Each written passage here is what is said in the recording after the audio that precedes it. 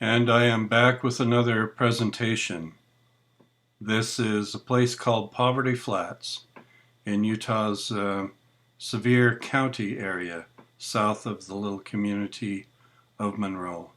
Hope you enjoy the video, hope you learn some good things, and if you have questions, please ask. Leave comments in the comments section. Enjoy the video.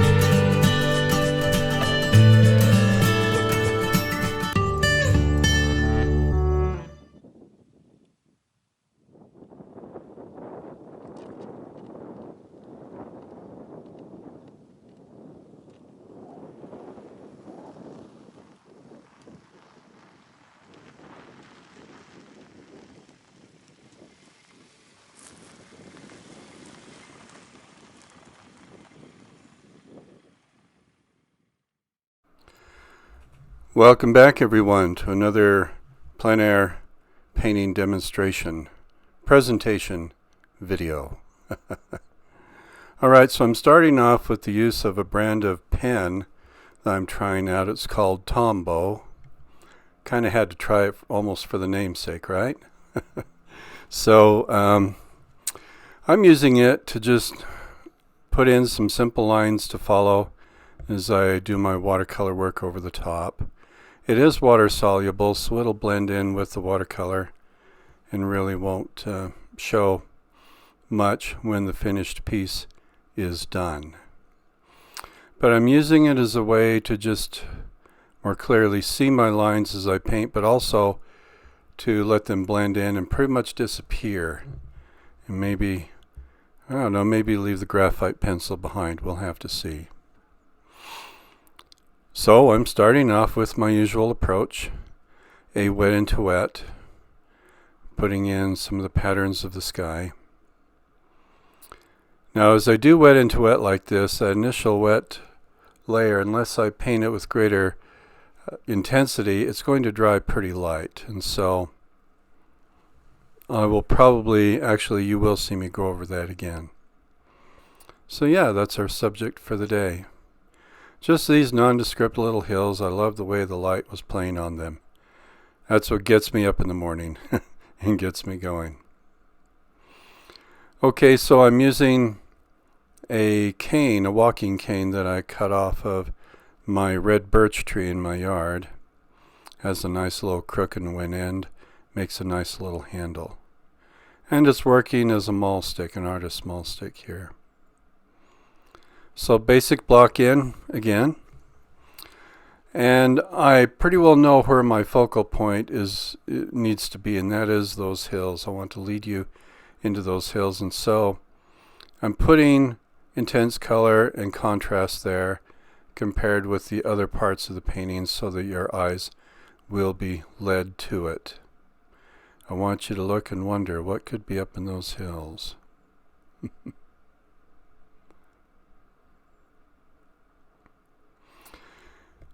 Had to wear gloves because of how chilly it was with the wind.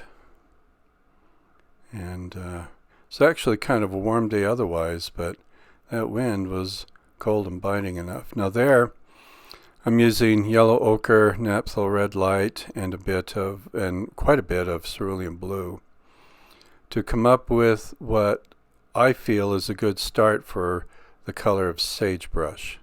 It's a very unique kind of green.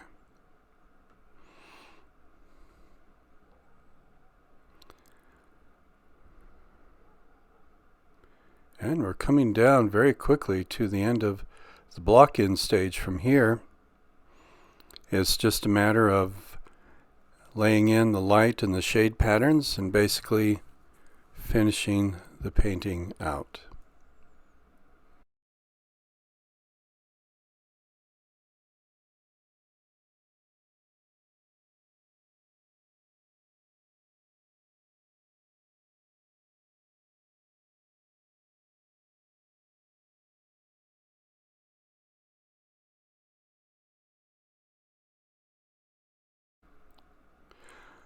Okay. I'll go ahead and play a little music for you here, and I'll see you on the other side.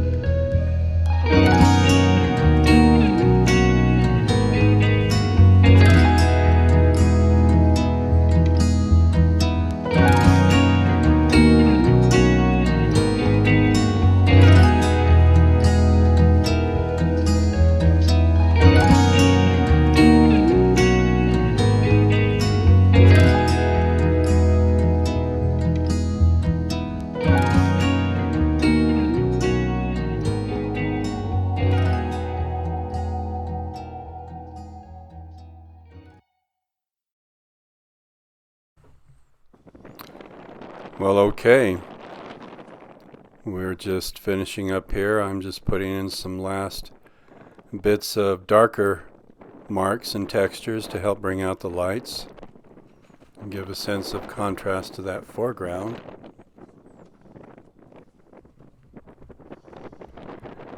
It was breezy that morning as I was doing the painting. And while it was chilly because of the breeze, it was a pretty dry wind, so it really helped my painting dry in a very timely fashion as I was working on it. So that worked out pretty well. Okay, well, I'd really like to know what you think. I'd like to hear from you. Please leave some comments in the comments section. Share with me your thoughts on what you've seen in this video. There's the final plein air study that I think I can work with to make a studio piece. Thanks for watching, everyone. Have yourselves a great day. Take care. Bye.